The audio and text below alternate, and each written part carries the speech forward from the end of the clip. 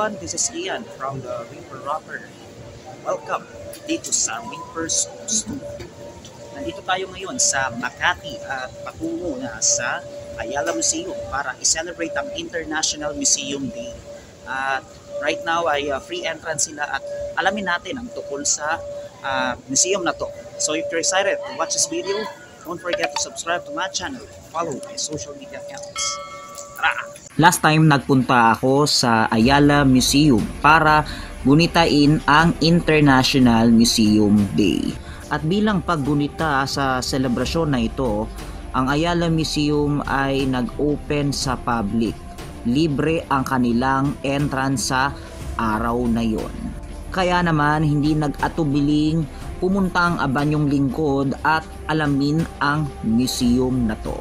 Dito sa museum na to ay inaalaw nila ang video at ang pagpicture ng walang flash. Kaya naman natuwa ako at sinimulan ko na ang pag-video. Una kong dinayo ang kanilang 4th floor na kung saan sino-showcase ang mga iba't ibang mga textiles sa iba't ibang parte ng Pilipinas.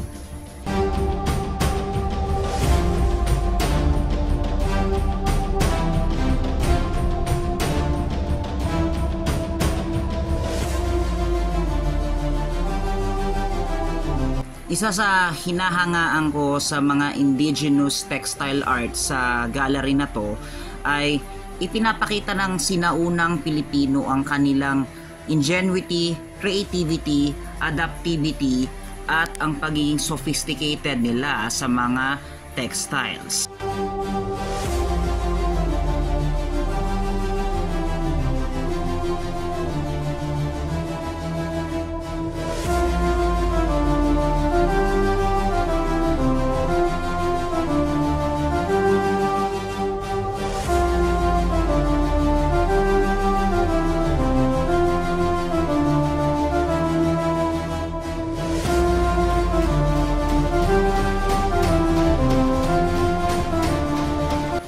Isa rin sa hinangaan ko sa mga textile art ang pag-associate nila sa kultura at sa kanilang religion. Kabilang dito yung mga taga Mindanao na kung saan inassociate nila ang kanilang pananampalataya na Islam sa mga textile artwork nila.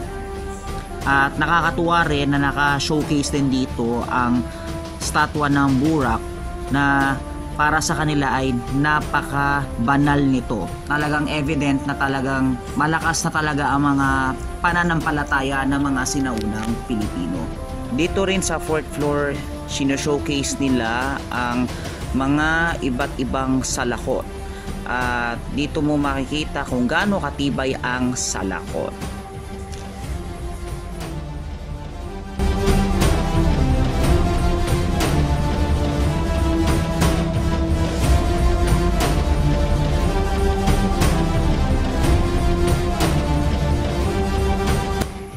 Matatagpuan din sa 4th floor ang Millennium of Contact.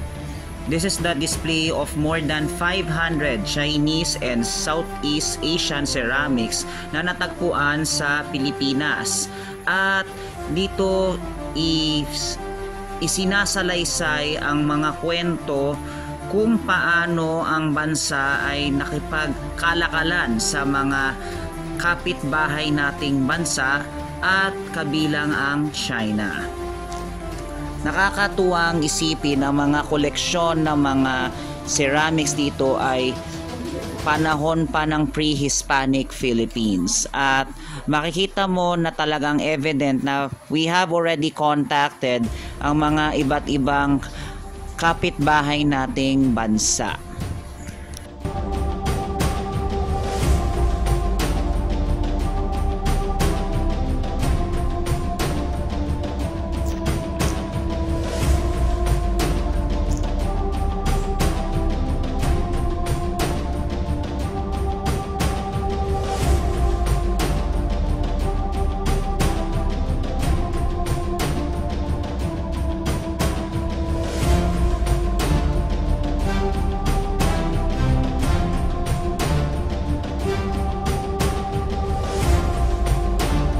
isa rin sa naka-exhibit sa 4th floor ng Ayala Museum ay ang Gold of Ancestors Pre-Colonial Treasures in the Philippines.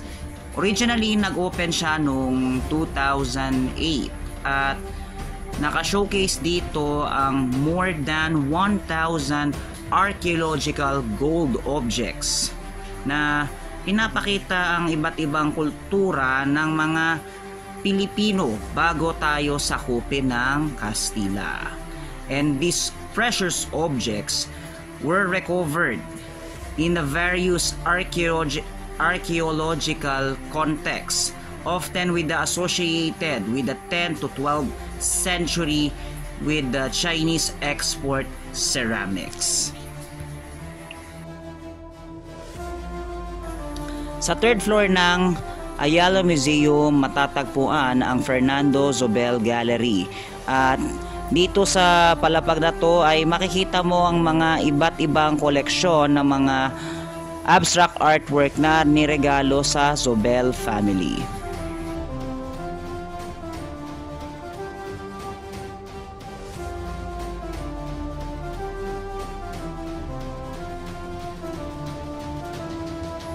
At sa 2nd floor ng Ayala Museum matatagpuan ang Diorama Experience. Dito mo matatagpuan ang 60 handcrafted na dioramas ng pagsasadula ng kasaysayan ng Pilipinas. At ang exhibition na to ay nag-highlight ng major events at tema, from the prehistoric items to the recognition of the Philippine independence ng United States sa Pilipinas noong 1946.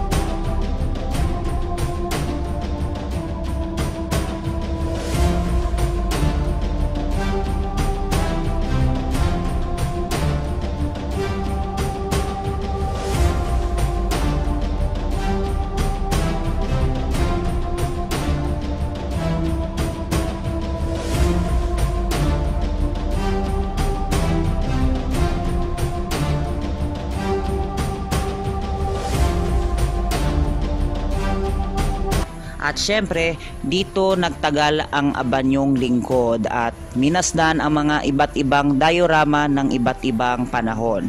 At feeling ko para akong bumabalik sa sinaunang panahon at nasasaksihan mismo ang events na nangyayari sa history.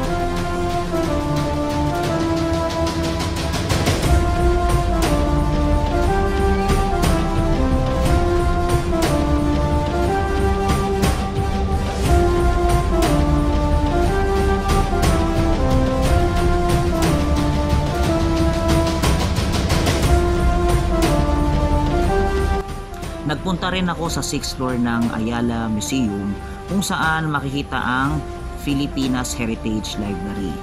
It is known to be the electronic research centers ng Pilipinas at nagahaw siya ng 13,000 contemporary volumes of Philippine history, art, language, religion, and social sciences.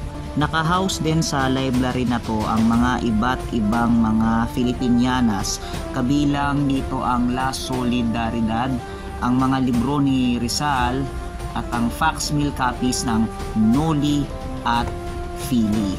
At sobrang natuwa ako nung nakita ko ang facsimile copies ito, at dito ko nakita ang manuscript ni Rizal kung paano niya ginawa ang nobela.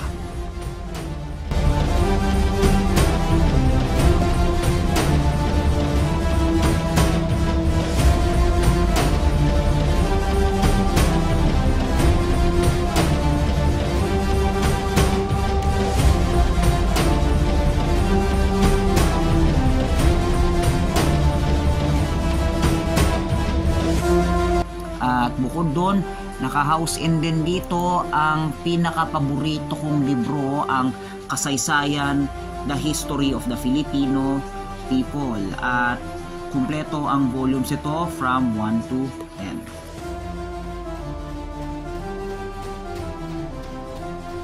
Alright, so that was all for the video for today.